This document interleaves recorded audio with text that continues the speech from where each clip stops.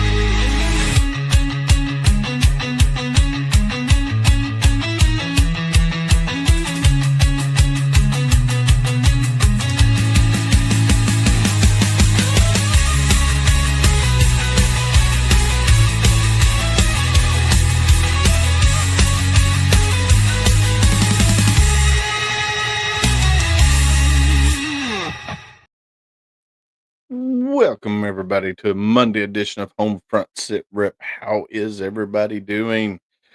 Man, I tell you what, today was a beautiful day here in Kentucky. Not too hot, not too cold, no rain. Just a beautiful day here in Kentucky. Gunny is traveling back from his adventures. He'll be back next weekend.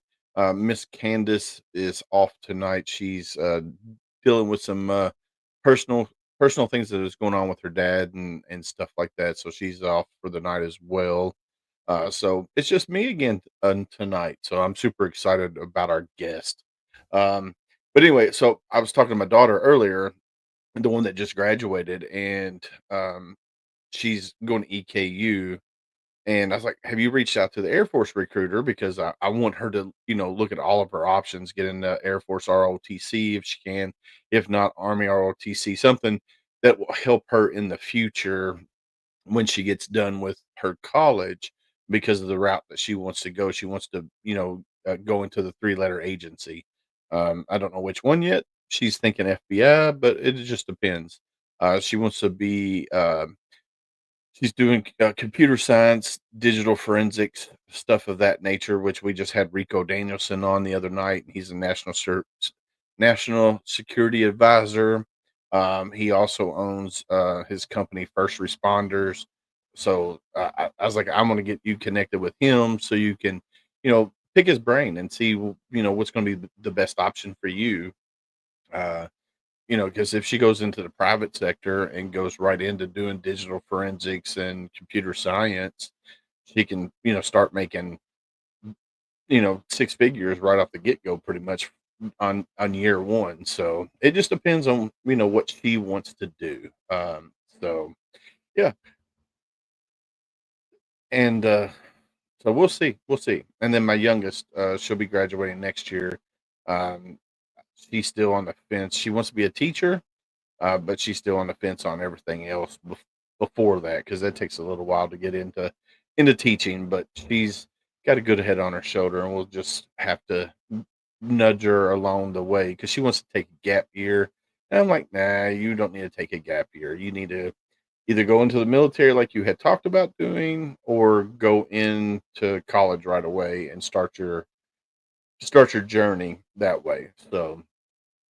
So back in, I guess it was back in February, Miss Cynthia from Digital Bloom IQ reached out to me about our guest tonight, and said, "Hey, I think tax attorney Hubert Johnson of Guardian Tax Law would be somebody that would be a great fit for your show." And back then, we were, we were transitioning into a LLC for the podcast, and I was like, yeah, for sure. So, it took us a little bit of, getting back and forth, and but we did get it scheduled, and it's tonight. I'm super excited because he's going to come on. He's going to talk about some of these topics, from service to startup, legal tips for veterans starting a business, winding down, legal considerations when closing your business, military to CEO, key legal considerations for veteran entrepreneurs, um, and legal challenges for military families, the legal side of deployment, what business owners need to know, veteran-owned businesses, navigating legal complexities and with confidence. Which I know there's some small business owners on here that are veterans, so this is going to be right up your alley. So make sure you have your questions queued up and ready to go there. That way we can, once we bring him up on the stage, we can talk about that. And Hubert is a Navy veteran, so we won't hold that against him, because I'm in the men's department of the Navy, so we won't hold that against him.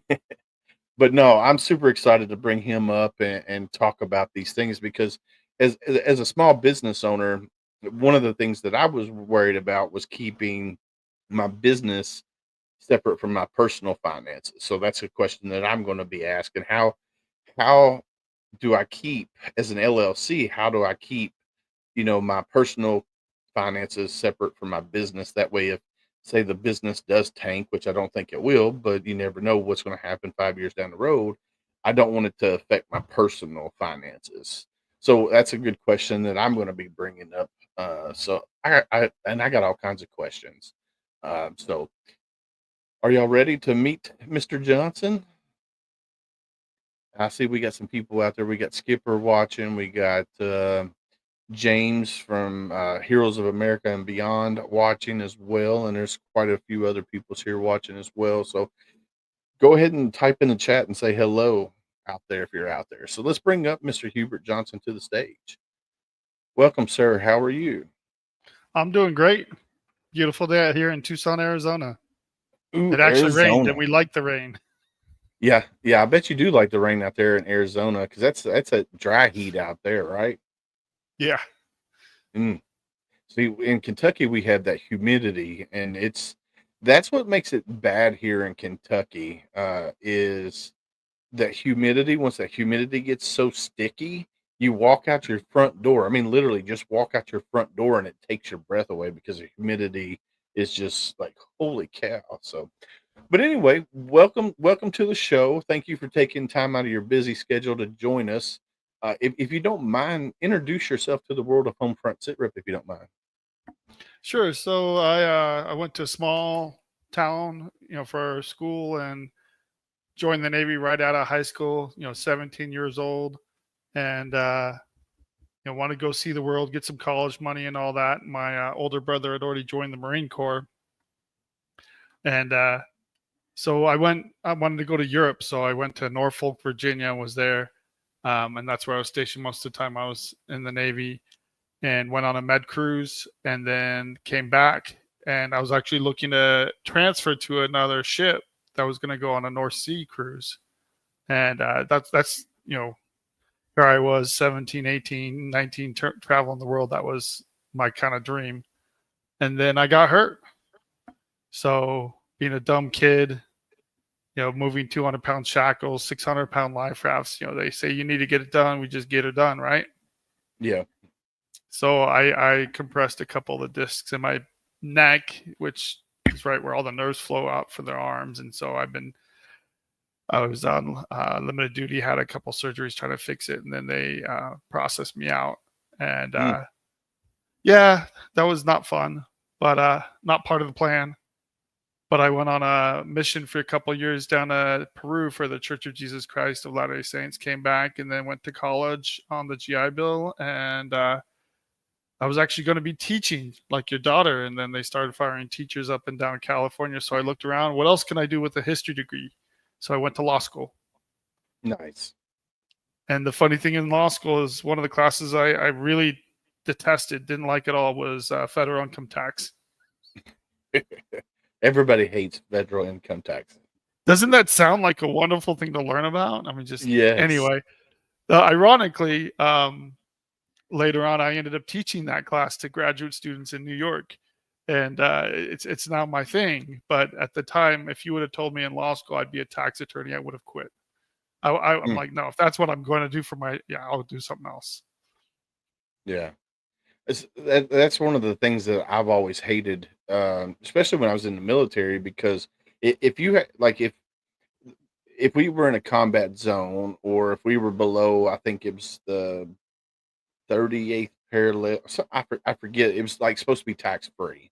Like that's when, and I had somebody doing my taxes that wasn't in the military, never had been in the military. And I was like, well, these are supposed to be tax free from this period to this period. And somehow I wound up owing the government money. I don't know how, but I had to wind up paying back in. And I'm like, well, that don't seem right.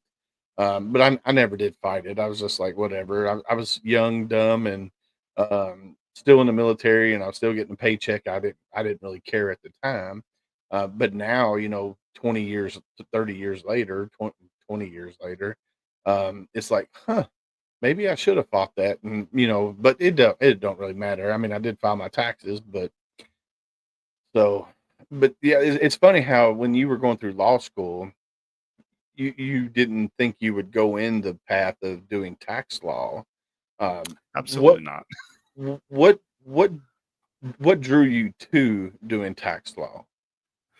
Well, life kind of fell apart for me, and so I kind of fell into it. I was living in California, went to law school in California. I had get out of California syndrome, like many people do, and I moved out to Idaho and took my first bar exam up in Idaho. And a month before the bar exam, my wife had a full-on mental breakdown. So talk about a curveball. And ended up moving back to California, took the bar there, and then got a job as a prosecutor.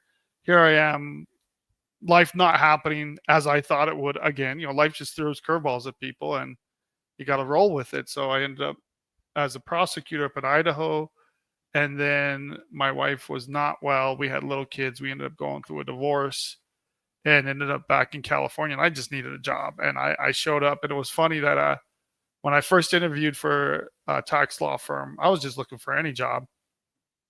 And I went home. I was staying with my brother at the time because I was flat on my butt. And I told him about this job. And I was like, well, I'm just helping people save money. A lot of them, you're procrastinators, slackers, whatever. And he said, hold the phone. My brother's a little bit of a libertarian. And he told me that helping people save money on taxes is one of the most patriotic things you can do. And I laughed. I'm like, okay. And he's right. Honestly, and I've really come to believe that because life happens to people. And whether it's where we don't have our stuff together, we go through a divorce, businesses fail, life happens. And knowing your rights and options can save you so much time and money and headache. And I have people coming to me stressed out. You can just imagine, the IRS alone, not to mention the states. So Oh yeah. that's why I love what I do. So do you help veterans in all the states? Like if somebody in South Carolina reached out to you and said, "Hey," so you can help them in all in anywhere in the United States? Yeah, so I handle IRS cases across the country, even the territories, doesn't matter. There's only two states where I can't do the state taxes, and that's Oregon and Washington. They require that you be a CPA or attorney licensed in that state. They won't let anybody else come in and practice with their state taxes. But that's Hmm. it. That's the only holdback. Hmm. Okay. All right. That's good to know. Because if I ever need a tax attorney, I know exactly who I'm calling. I'm gonna be like, "Hey, I got this question."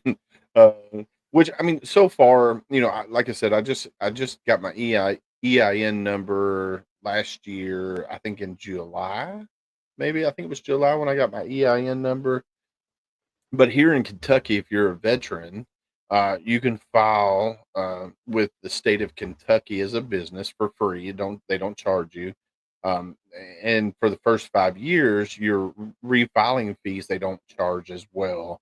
But you still got to stay on top of things. You still got to file. You start like last year. I didn't make any money last year. Like I didn't have any money coming in to the LLC. So I was like, I'm not going to file taxes last year because I didn't make anything, right? Um, and then this year, I started making some money. It's not a whole lot, but there is some money coming in. And I'm like, all right, now I need to figure out exactly. So I got this program that I put all my receipts into, and it's kind of like QuickBooks, but it's a free thing that I found, or one of my friends that has a small business said, hey, this is what we use to do our bookkeeping and stuff like that. And I'm like, all right, cool. And then so I do that and I'm like, all right. So at the end of the year, come April, I gotta make sure I file my taxes, make sure everything's legit and good to go. And so I'm scared because I've never done it before. It's one of those things. I've done personal finances, but I've never done or business taxes. So, I think James has got some questions if he's still in here. We're going to get to his question here in a little bit, but um, so g- what advice would you give a veteran like James? He's in South Carolina. He's starting, so he wanted to do a nonprofit, and I was like, "Hey, you're doing something like you're creating coins for people because that's what's one of his missions. He designs challenge coins." And I was like, "Do you charge people uh, for the design?" He goes, "No, I don't." I was like, "Why wouldn't you charge 25, $50 for the design because you're taking time out of your schedule and doing that." So do you think he should go the nonprofit route or should he go the LLC route? Well, this is a great way for me to explain that there's a lot of different areas of expertise within tax law, and that's really a business attorney question. So I know what I know, and I'm not a CPA. I don't prepare taxes on my own. I don't want to, but I work with plenty of excellent CPAs. Some of them do nonprofit work. I work with plenty of business attorneys, and I have a network where I can connect people all across the country to CPAs, business attorneys, people that can really answer those questions. Some of it varies state by state. So, getting set up correctly in your state, you want to talk to a local business attorney or CPA that feels comfortable and can handle that. So, depending on the complexity, if you have a partnership, I would definitely talk to a business attorney just because there's so many potential problems there. Yeah. But you mentioned Go ahead. Go ahead. you mentioned getting an EIN, and that is a great first step in establishing your business. Okay.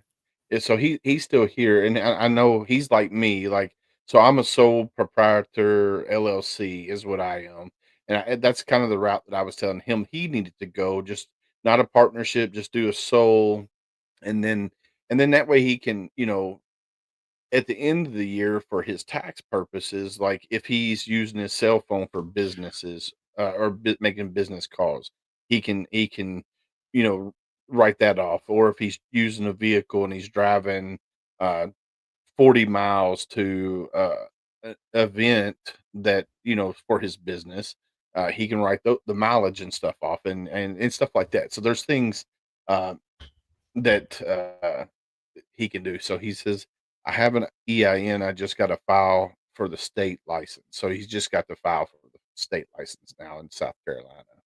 A So lot of people miss let's that talk. step. Yeah, definitely. Now let me. Let, so all right, I live in Kentucky in a small town south of Louisville. I filed with the state of Kentucky after getting my federal EIN. Do Since I don't technically do commerce within the city. Like, I do it from my house, but I do it's all on the internet. I don't do it within, like, city limits. Like, I don't go and sell anything outside. So, do I need to get a business license for for the city as well? Or do I just carry on with the state and federal as I am?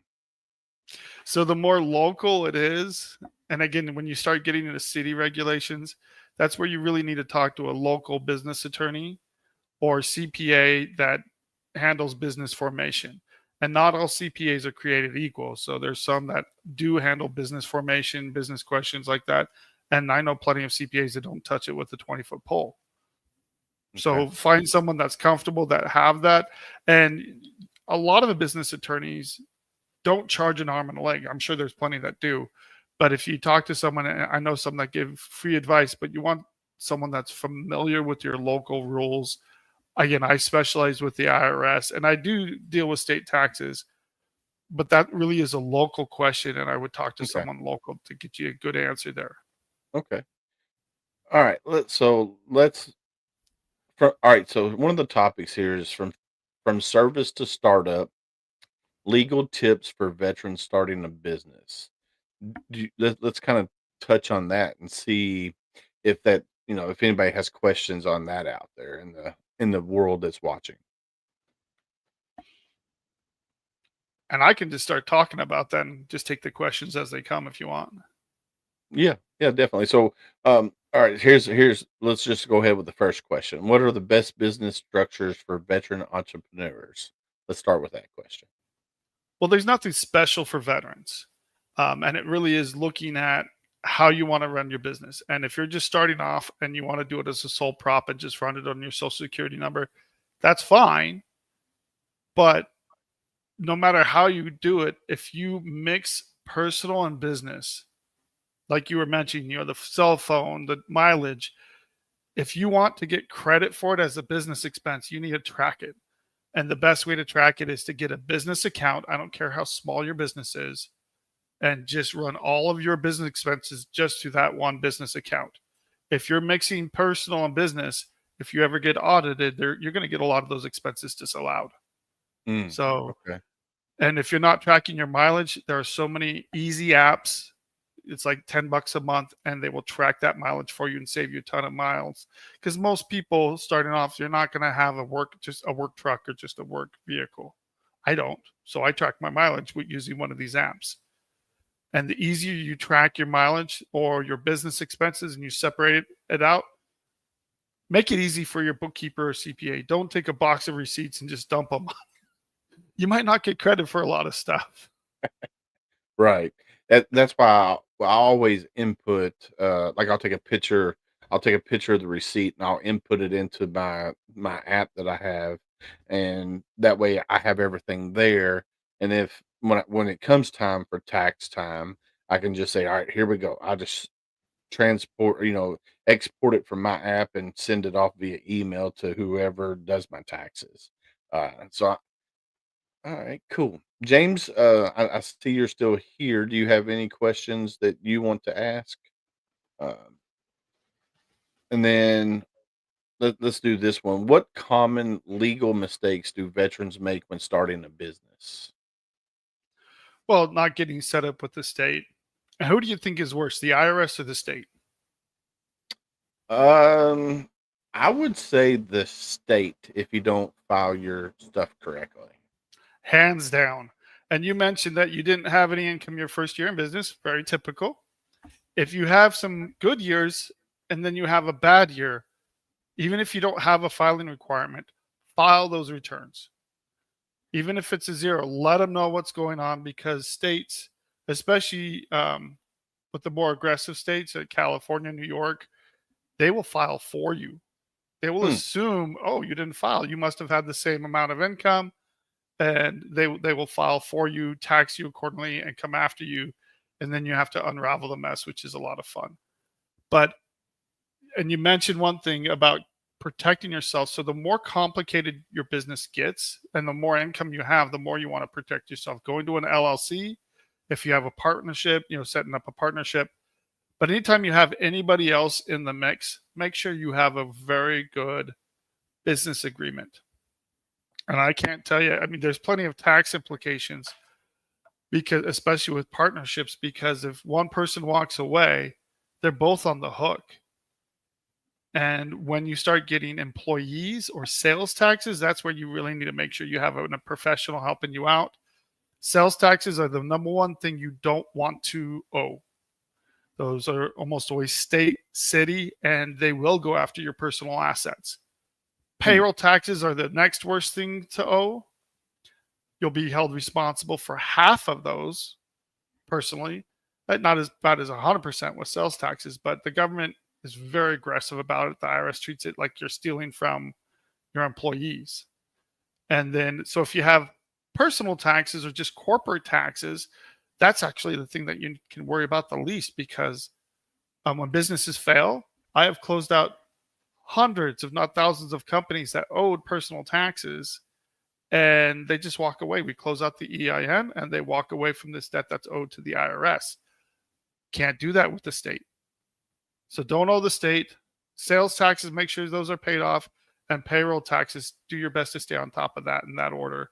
Other taxes are more minor, especially corporate income taxes. Even Okay. personal income taxes are I would rather owe that as those than sales taxes and payroll taxes. All right. So let's throw this out. So like, all right. So I got this challenge coin, right?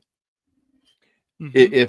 If I sell this challenge coin and I sell it online and I sell it for say $25, just throwing a random number out there, am I supposed to charge sales tax on that as an LLC? Absolutely. Anytime you're selling any kind of product, now this is not my area of expertise, but I help people all the time that are set up with different states, selling into different states. So be very mindful about which states are going to require that you register with them, where you're shipping your products. This is why it can save you so much headache to go and just talk to someone.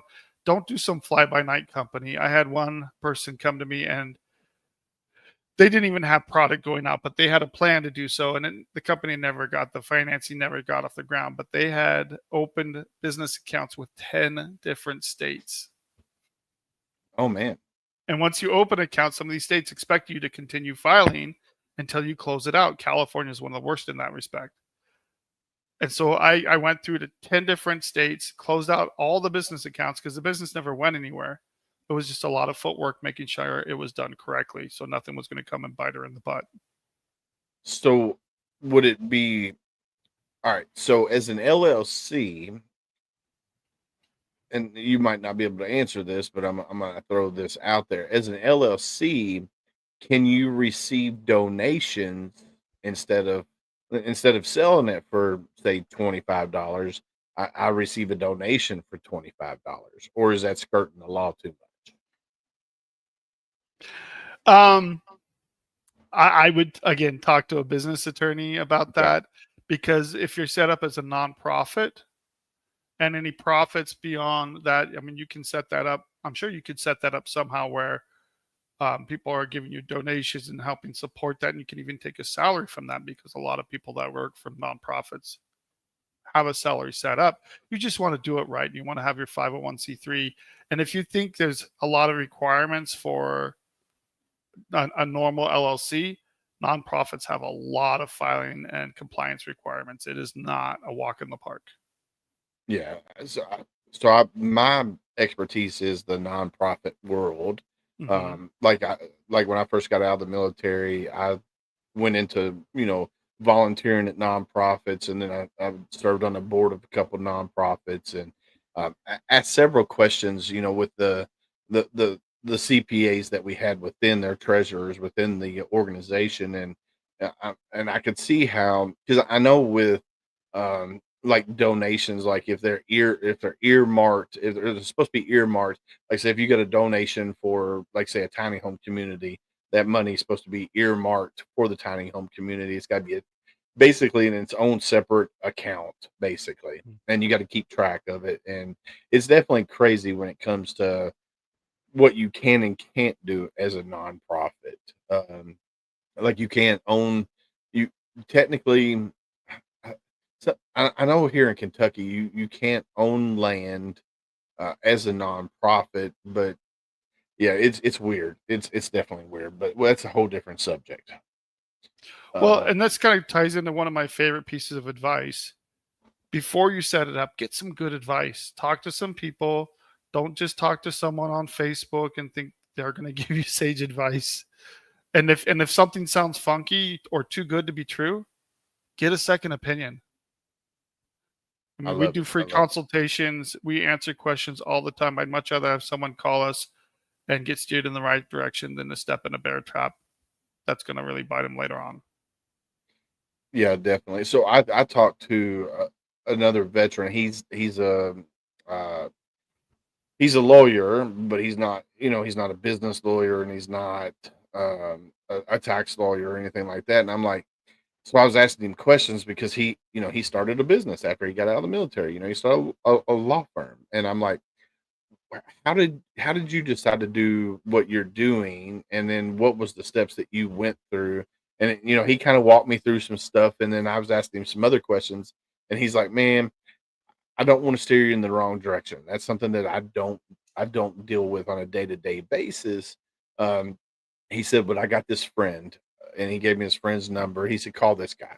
So I called him, and I was like, all right, these are the questions that I have. And then one of the questions, like I mentioned before I brought you up, was how do we as veterans keep our personal finances separate from our business?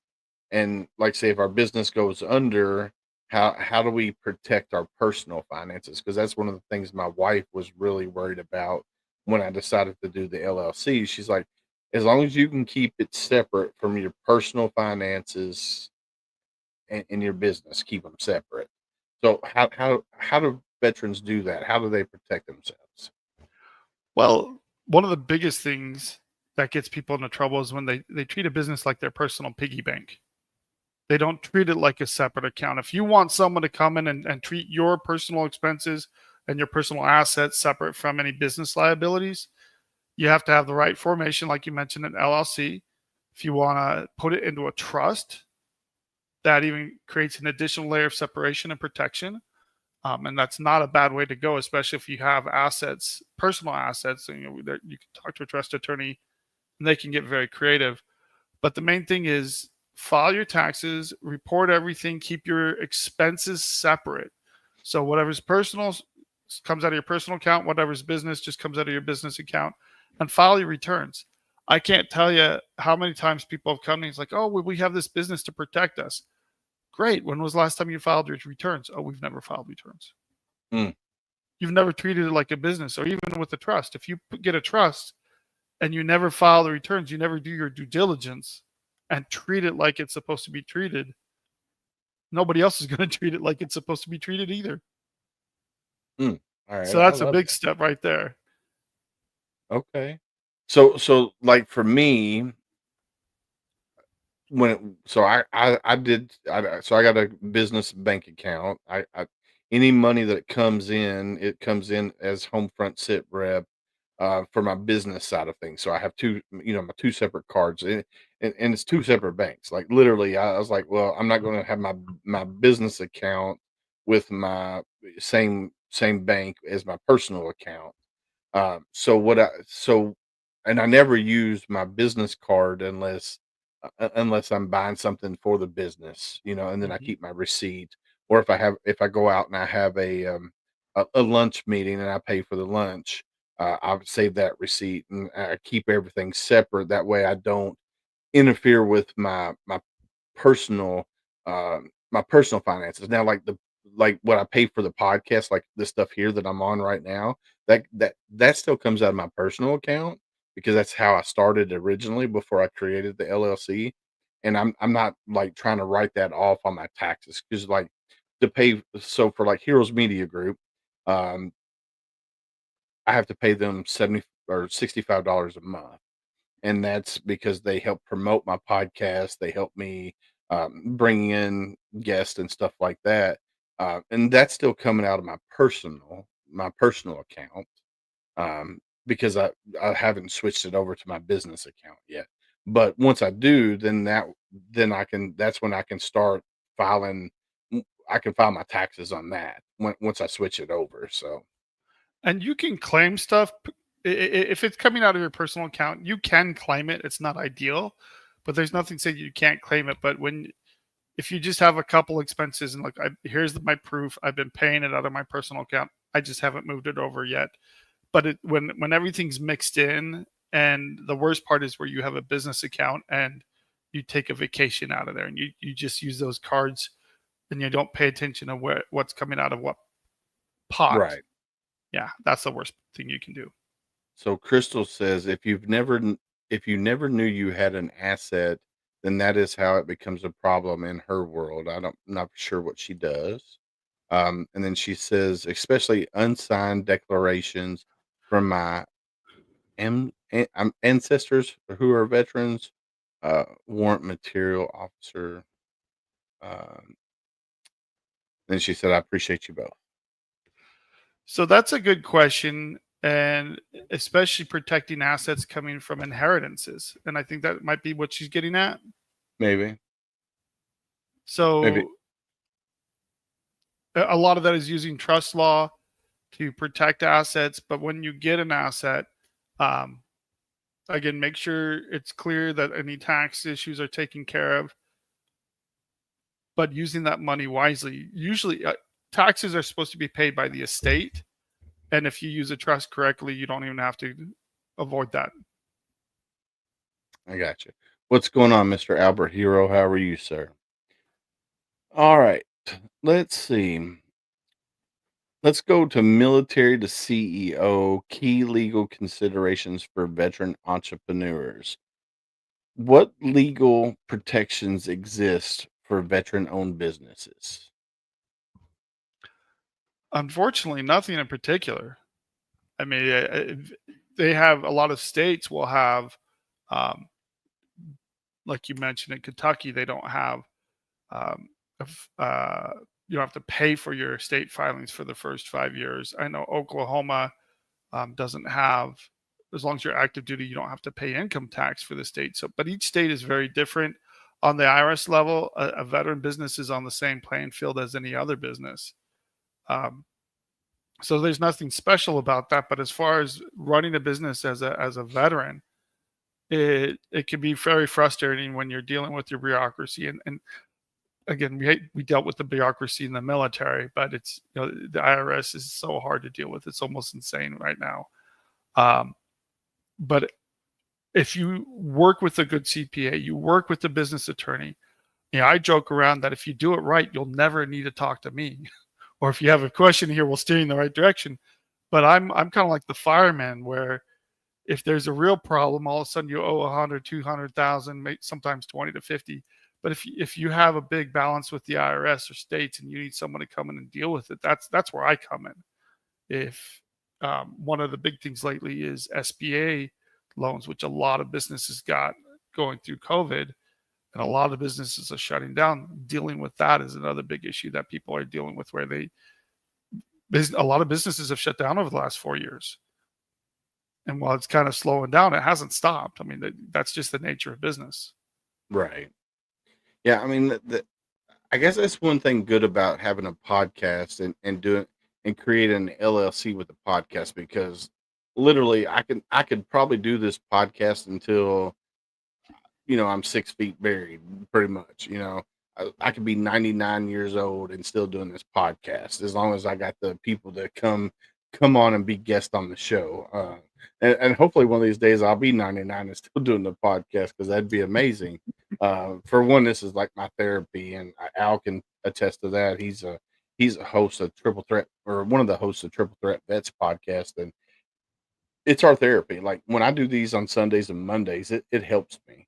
So if I can continue doing this, and literally, I don't even care if I make money doing this podcast.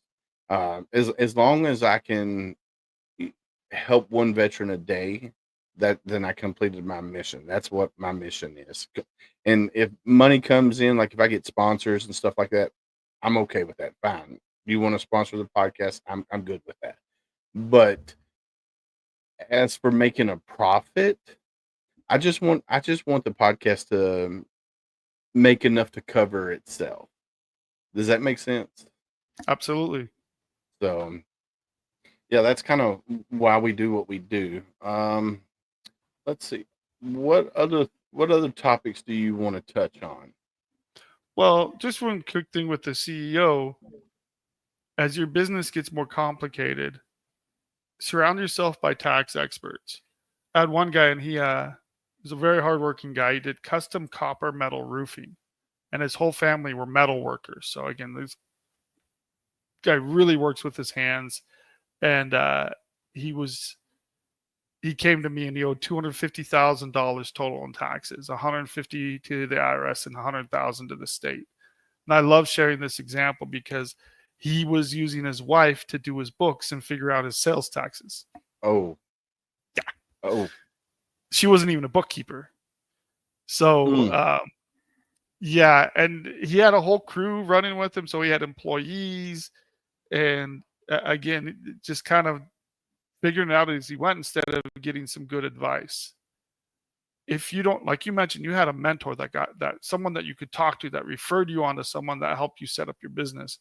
As your business grows and gets more complicated, ask more questions, talk to people, get informed. He had this huge problem because he didn't ask questions to the right people. And he came to me, he knew me from church, and was like, I got a big issue. We got a good CPA on board, a good business attorney. I took over the tax attorney side, and we got a bookkeeper for him. So he didn't have to worry about any of that. And it was funny that he went out and he actually got a second crew going and paid it all off in a year. That's awesome. And then he just went to work. And that's really when you can work in your flame, run your business, do what you do best. And by surrounding yourself with experts that aren't going to charge you an arm and a leg and can give you good advice. And I highly recommend that. We come in, we fix a problem, and then we tend to step away. But we try to always leave them in good hands, good bookkeepers, CPAs. And if they ever have questions, they can always call us as well. So get that mentor, get people around you that can help you out. So basically what you're saying is once you start growing, so when you first start, you need a CPA, all right? And then you need somebody that you can reach out to and say, hey, I got this business question. Like it could be a business lawyer, and then tax-wise, you need somebody that can help you understand the tax laws in your state. So like for me, I don't know if I'll ever get to the point where I have employees. Now, because like my co-host, we do this for free. We don't take a salary from money coming in. If it so, and I've heard a couple of different things on this. So you have money coming into your business, right? You're the CEO, founder, whatever, and then you take a salary. Say you're making 200 grand a year, and then you decide, all right, well, I'm making 200 grand a year for my business. I'm going to pay myself $80,000 a year, right? Right. I've heard that it's better to set up a trust and pay yourself out of the trust than take money out of the business account. I don't know. This is just some of the things that I've heard. So, what is your take on that as a tax lawyer, paying yourself out of your business account compared to like a trust or something of that nature? Well, you can always get as complicated as you want with trust if your business isn't a trust and provides extra layers of protection. But you're still paying yourself through the business. Is an employee of the business slash owner of the business. Um, the tax is actually trust taxes for profit can actually be higher. So it's not the golden bullet that some people think it is. But if you have assets, that's ideal to put into a trust. Again, you're going to have different people with different formations and ideas on how to do that. My advice is that when you start paying yourself, and this is one of the biggest issues I see people that are self-employed, realtors especially, if they're running their own small business, or CEOs, people that are really growing a business and starting to do sales and have employees and stuff, they don't pay themselves right. In that they're not paying their taxes throughout the year. So that's the advantage of paying yourself a salary on a payroll where the taxes are taken automatically being withheld throughout the year. So if you have taxes being withheld throughout the year, money's flowing to the IRS, flowing to the state. You don't have to worry about that. You're not going to get surprised with a big tax bill at the end of the year. But whatever profit you have, or if you're not doing that, you're supposed to pay your own taxes at least quarterly. And the IRS, in a very bipartisan, well, this is Congress in November of 23, in a bipartisan manner, decided to screw the American public because interest rates went up. So it kind of makes a little sense. Interest rates went up to around 8-9%. So they increased the penalties for not paying your taxes or enough taxes throughout the year from around 3% to around 8%. So you can pay your whole tax bill by April 15th and still get smacked with an 8% penalty if you are not paying it throughout the year, at least quarterly. So I recommend for a lot of people, include it in your normal monthly bills. The amount of interest you're saving in your savings account is tiny. Even if you have it in a money market, it might be 4%, but you're getting hit with 8% penalties if you don't prepay throughout the year. And it helps you avoid having a big surprise at the end of the year where you can't afford it. And to do that, I highly recommend using a bookkeeping program, something where you can pull regular quarterly P&Ls at least, or profit and loss statements. So you can look at your business every 2 to 3 months and say, okay, where are we? I can't tell you how many businesses I help that they get an extension and they don't have their tax returns filed till September of the next year. And they're just now getting, like this year, they don't have their 24 taxes done and they won't have them done until September. How do you plan for your business? Yeah. How do you even know there's so many business owners that they don't know what they're making. They don't know how to make their business profitable. And you can't do tax planning and save on taxes through putting more money in 401ks, using family members. There's plenty of ways to plan for the future, buy more inventory, etc. But you have to have good information. And that's one of the big mistakes I see people. They're not paying their taxes throughout the year and they don't have a clue what's going on with their business. Okay.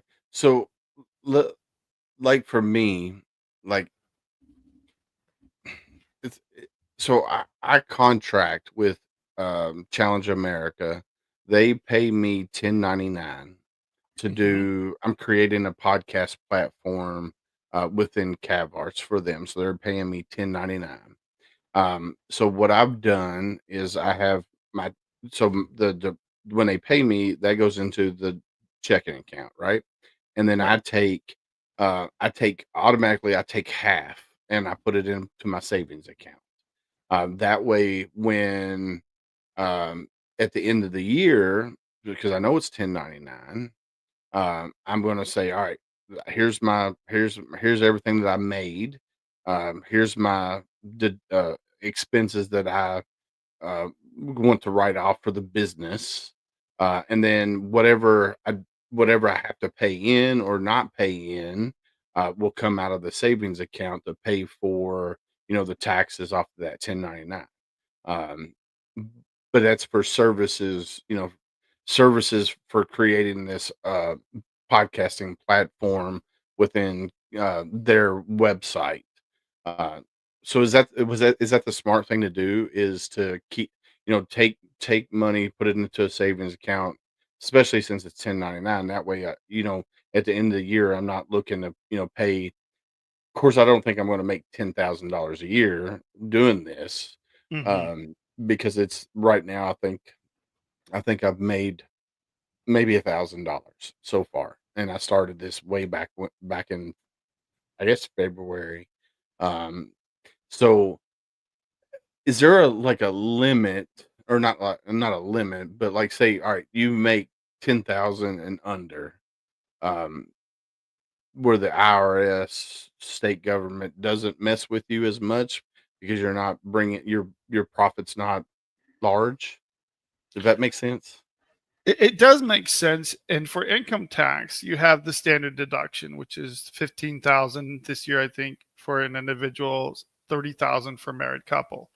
The problem with this, and the tax you can't avoid, is Social Security, Medicare, that you have withholdings for all of that, and that's 14.9%. If you're W 2, you only pay half of that, your employer pays the other half. But if you're self employed, they want that 14.9%. Mm, So even if you have zero income tax on it, the Social Security and Medicare taxes are the most regressive taxes out there. It's the same percentage, and then again they take once you're making like 260 or something like that thousand, they kind of taper off. But even if you're bringing in 1,000, 10,000, the IRS will still add that as self-employment tax on your 1040, and it will reduce any refund that you're supposed to get. Plus, if you had a profit, they'll still hit you for that 8%, which 24 is the first year they're doing that on. So they passed it in November of 23. 24 is the first year that they're actually hitting people with those penalties. So it's really is a new thing. It's been hmm. out there, people have known about it, but I talk to CPAs all the time, like, well, yeah, they should be doing that. They'll give you the vouchers with your tax returns. I don't know if you've seen that, but they don't really explain why it's important to pay quarterly taxes. Hmm. Okay. Okay. So that's something I need to look into then, especially as getting a 1099, um, because that's something I didn't even think about, was Medicaid, and all of that. Hmm. Medicare, Social Okay. Security. Yeah. That's the 14.9% tax that you can't avoid. Mm, mm, okay. Yeah, I'm gonna have to definitely reach back out to CPA. Of course, my sister's a CPA, so I can call her and be like, "Hey, I got questions." This crazy So tax attorney told me about estimated tax payments. And you tell her estimated tax payments, she'll be like, "Oh yeah, you should." yeah, yeah. So I'm definitely gonna have to reach out to her and be like, "Hey, I need your help," because A- it's uh, yeah. And with the income you have, it's not a huge number, but people where that's their livelihood, they're making 70, 100,000 a year or 200,000, like you mentioned. That adds up, and you add an 8% penalty on it. That's can be 10, 20,000 if you're making over 200. Mm, That's a okay. sizable amount. Yeah, and that's definitely something that I need to get on the ball with, and check out, make sure I'm doing everything up and up, because I don't want to, wind up them coming after me later on because I screwed the pooch somewhere, for sure. Well, but that's the thing. People make mistakes, and in any area of life, I mean, it's normal for people to make mistakes. And I get people asking me all the time, "Am I going to jail because I messed up?" No, the IRS wants your money. They don't want to put you in jail where they have to pay for you. But again, it can save you a lot of money just to get some good information, and that's why we encourage people to call us. We'll discuss your rights and options, and steer you in the right direction. If we don't do it, we know someone that does. I love it. I love it. I love it. But unfortunately, we are almost out of time. Is there anything that we didn't touch on that you want to touch on?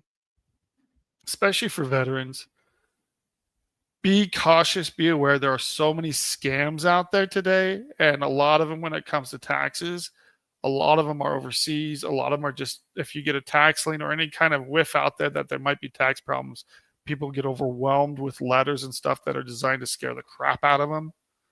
Um, if you have any questions, we review letters for free, but you can compare it to actual IRS letters to see if it's just a scam. Someone calls you or texts you, especially over social media, trying to get you to pay. You owe in taxes. You have to pay this. Right now. It's all crap. So again, we've had a lot of people, veterans, not veterans, get hit by scams, and it's frustrating. And again, that's my big thing out there. It's such a big thing today. Be careful. If you have questions, send it to us. We do a free document review just to help people out. I love that. So if somebody wanted to get in touch with you or somebody at the law office, what's the best route for them to get in touch with you? Well, our phone number is 520-485-7371. But you can always just look us up online at guardiantaxlaw.com. I've got a ton of videos on YouTube, more on LinkedIn, Facebook. But look us up, read our reviews, get some information first. But you can always just call us and say, hey, this happened. I just need some help. I love it. I love it. And I'm definitely probably going to be reaching out and say, hey, I got some questions, especially after I talk with my sister, because like I said, I want to make sure I protect myself and my family, because I don't want this business. Granted, it's a small business, it's my therapy. I wonder if I could charge it off as therapy sessions. Hmm. That's something we can look into. CPA can So. answer that question. But no, I thank you for coming on here. And like they said, this James said, he says, I got to go, but this was great information. Thank you. So anybody that's watching now, if you have questions, pop it up in the chat real quick. And I'm sure people are going to be watching this later, like they normally do, or listening to it later, whether it's on Reese Across America Radio, or they go to our YouTube channel, Facebook, and they watch it later. So if you got questions, just reach out to Mr. Johnson and Guardian Tax Law there, either via email, which you can find the email on the website, phone. I believe the phone number's on the website as well, or you can go to social media, find Guardian Tax Law, ask questions there as well. So definitely do that. But Mr. Johnson, thank you for your service to our country. And thank you for coming on here and hanging out with me for this hour, and giving us some great information, because it's some of the information I was like, man, I need to ask these questions, because starting an LLC is, for one, it's scary because it's something new, and filing taxes is always scary, whether it's personal finances or business, I'm starting to feel like filing business taxes are going to be a little bit more scary than personal finances, especially with what you can and can't write off and stuff like that. Because I was told, if you're paying for something out of your personal account, you can't charge it off as a business expense. But I think there's ways around that. But like you said, it's kind of sketchy when you do that. So. You can. It's not ideal though. Right. Well, I'm going to get everything moved over to the business account. That way, like this, paying for this comes out of the business account. Paying for Opus Clip, anything that is business related, I'm going to have come out of the bank account. I just haven't done it yet. I need to get on the ball and do that. That way, it gets my wife off my back too. So, but no, I thank you again for coming on here and sharing your knowledge. I'm sure I'm going to be reaching out to you and asking some more questions in the future. And if anybody on here that's watching now or later or listening to it, just reach out to Guardian Tax Law. And they do some free stuff for you. And then if it comes to the point where they need to charge you, they'll let you know. Yeah, and we do a free consultation, so we don't charge to just even 30 minutes, 45, even up to an hour. We don't charge for that. Awesome. Well, thank you again.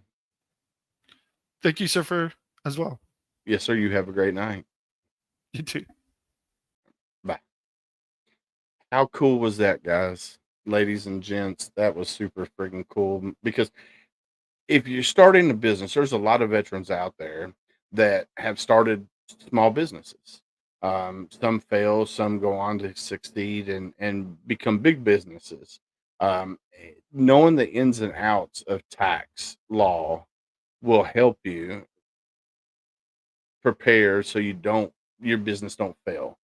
I don't know what the statistics are. I know a lot of veteran businesses start out and they hit a roadblock and then business goes under. But having a CPA, tax attorney, business attorney, all of those things are something that you need to look into. Even if it's just somebody you can reach out to and say, "Hey, I got these questions." Not have them on retainer, because if you're not making more than 20 grand a year, then you probably won't want to have them on as a retainer, but you can still pay, a minimal fee, if you free consultations. And then after that, then if you have to pay for them to keep your books, or, keep your stuff in order. But go find you like a QuickBooks, so you can put all your receipts in there, something of that. Um, track your mileage if you're using your personal vehicle for events and stuff like that. Cell phone usage if you're using it. Your home internet, especially if you're doing a podcast like this, you could possibly charge that off, or a percentage of it, because you're sharing it with your household as your on your personal side. So you just got to know the ins and outs of things. Um, but unfortunately, it is that time of night. Gunny's not here, so hashtag you're not alone. Listen, somebody wants you to show up tomorrow because you are loved. They want you to be there. You mean a lot to them. This right here. In the silence of your struggles, remember, though unseen, you are deeply held in the hearts of others. You are not alone. And then hashtag be somebody's stranger. Be someone's stranger. What I mean by that is, we as humans, we're more apt to talk to a complete stranger than the ones we love the most. So be somebody's stranger. If you're out and about and you see somebody and it looks like they're having a bad day, go up to them, say, "Hey, how are you doing today?" And if they say, "I'm okay, I'm hanging in there, I'm living the dream," then ask the next hard question. How are you really doing? Because you might save that person's life. They might be contemplating something, um, and just somebody talking to them could change their mind. And be ready for the conversation, because it could be a 5 minute conversation, could be a friggin' 8 hour conversation. Be ready for that conversation, and don't try to fix people. A lot of times, we as humans, we just want to vent for somebody to listen to us. And that's why you just have to be ready for that conversation.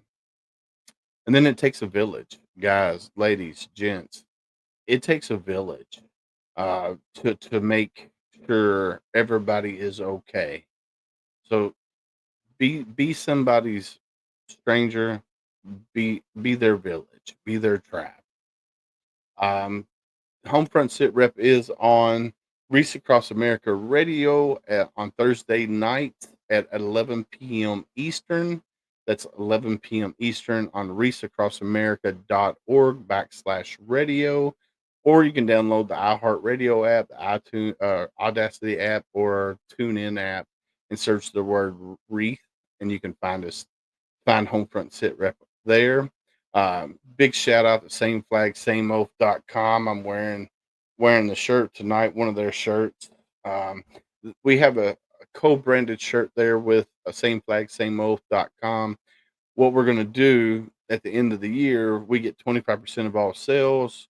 We're going to take that money, we're going to donate that money. We're going to take all these nonprofits, put them on a little spinny wheel. We're going to donate that money. So go get you a shirt that says "Marine It Down" on it. It's a play off of words of "Keep It Simple, Stupid." That's our KISS method. So we call it the Marine It Down method. So Marine It Down, go buy the shirt. Go check out homefrontsitrep.com. This hat is on there from Elite Engraving, one of our partners. You can go order this hat from them directly. They'll ship it straight to you from their little place here in Campbellsburg, Kentucky, which they're a small veteran-owned couple, veteran-owned business, husband and wife. They run it, Elite Engraving. So you're going to check that out.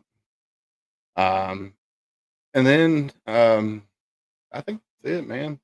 Um, yeah, that's it. That's all of them tonight, man. I want to give a big shout out to Mr. Hubert Johnson for coming on here and hanging out with us for this hour. Guardian Tax Law, go check them out. Go to Google, type in Guardian Tax Law. If you got questions, reach out to them. If you're thinking about starting a business, reach out to them. They can help point you in the right direction. So definitely go do that. And like we always say here on HomeFront Sitrep, stay safe out there. We got your six.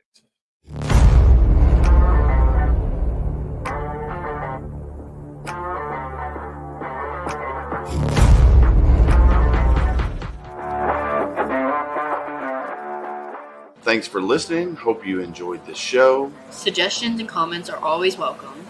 Cannot wait to have another great show with y'all. Don't forget you can find HomeFront Sitrep on Apple, Amazon, Spotify, or wherever you get your favorite podcasts. Stay safe out there. I got your six.